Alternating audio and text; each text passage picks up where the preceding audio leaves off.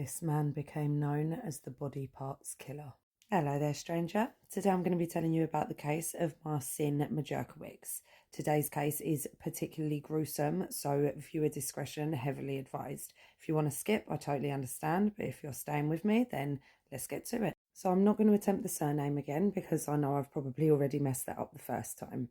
In 2024, Marcin was a 42-year-old Polish father of two who had been living in the UK for around 20 years. I don't really know much about Marcin's early life, but when he'd split up with the mother of his two children, he had moved into a shared house that was occupied by two other guys. They were Mikhail Pachowski and Stuart Everett.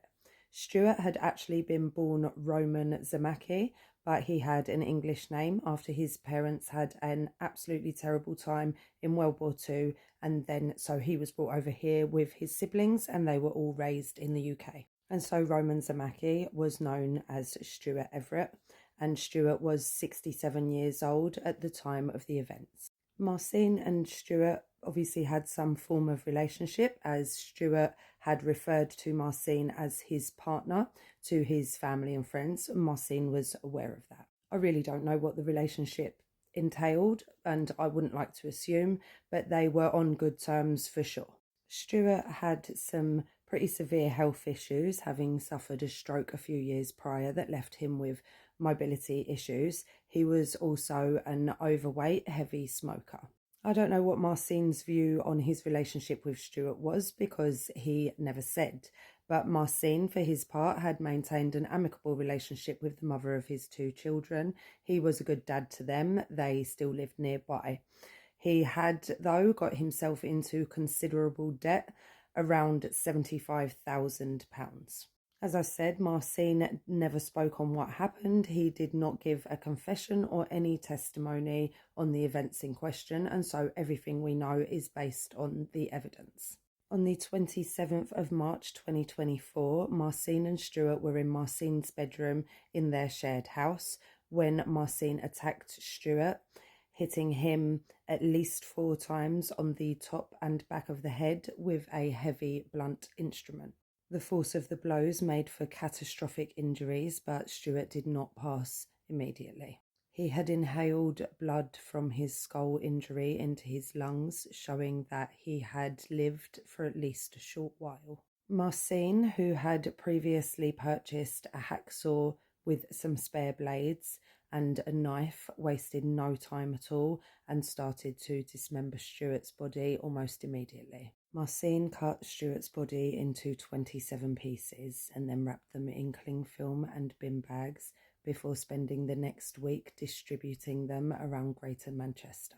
He would take the body parts in shopping bags and use the bus or walk to the areas that he had chosen as his deposition sites. He had made 11 trips from the shared house to North Manchester and Salford to dispose of the parts. When Easter weekend came around, he stopped for fear of being spotted, as there would obviously be more crowds out enjoying the weekend. So during the time that he had to stop, he stored the rest of the body parts in a freezer, and once Easter weekend had passed, he resumed his gruesome task. He was seemingly trying to distribute the body parts in a way that they would not be found, and if they were, that they wouldn't be identified.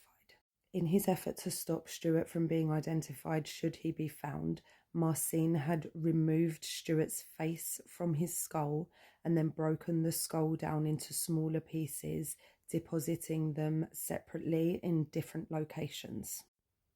He then started what the judge described as a careful, elaborate and lengthy exercise to conceal Stuart's death. He told his housemate, landlord and a neighbour that Stuart had suffered a stroke and was in hospital, and that he was planning to move house when he was discharged from the hospital. He used Stuart's mobile phone to text himself and to impersonate Stuart by calling the telephone provider company and also a different company. On these phone calls, he deliberately slurred his speech to make it seem like he was somebody who had just suffered a stroke. He sent text messages to Stuart's family with the same story of being ill in the hospital and moving house. He did his best to conceal the evidence left inside the house by cleaning and cutting up a piece of carpet that had bloodstains on it and replacing it with a patch of carpet from Stuart's bedroom. He told the remaining housemate that the landlord had served an eviction notice, and he told the landlord that all three housemates would be vacating the property. On the 25th of April 2024, Marcin was finished with his clean-up operation and ready to move out of the house permanently when he was arrested. It's believed that he was going to try to leave Manchester, potentially going abroad, so that if his crime was ever discovered, he would not be traceable. What Marcin had been unaware of was that some of Stuart's remains had been discovered as early as the 4th of April.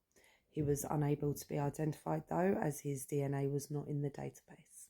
The discovery had sparked an investigation, though, and between the police and what the judge described as civilian investigators, untold hours of CCTV were searched through in and around the area that the remains had been discovered in. Marcin was captured on the footage entering the area where the remains had been found a few days before the find.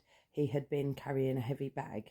He was then captured again on footage leaving that area, but this time without the bag.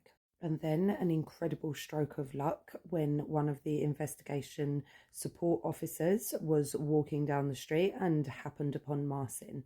She recognised him from the CCTV footage and acted quickly. She called for the backup of uniformed officers who would then arrest Marcin on the bus. Further CCTV footage would allow them to follow Marcin's trips again, thereby leading to the recovery of more of Stuart's remains. Only a third of Stuart's body has ever been recovered.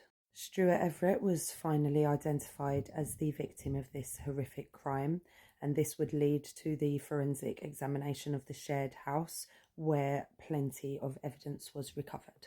At trial, it was the judge's opinion that Marcin had taken Stuart's life for gain. Marcin had planned it and had full intention of taking Stuart's life. This was not a heat-of-the-moment act. Those factors make the starting point for sentence 30 years, but the aggravating factors like Stuart's vulnerability pushed it up to 34. And that was the sentence that the judge passed down to Marcin: life imprisonment with a minimum term of 34 years. That will make Marcin, of course, 76 years old before he can apply for parole, and then it will be up to the parole board whether they deem him safe enough to return to society. Even after such a gruesome and heinous crime, it is not England's policy to deport. So when Marcin finishes his sentence, he will not be deported back to Poland, instead living the rest of his life out in England if he is released. He will, of course, be on life licence. As always, rest in peace to the victim of this case, Roman Zemacki, known as Stuart Everett. Oof, strangers, I think this has got to be one of the more gruesome ones I've done. Other than the entrails on the curtain rails, what was he doing with this guy's face? And no, I don't know if it was ever recovered. I have got to say that I'm surprised this is not a whole life order case, because his whole face.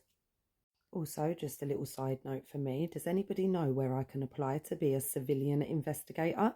Let me know in the comments. And as ever, if you've stayed with me up until now, then thank you for watching, and I will see you for the next one.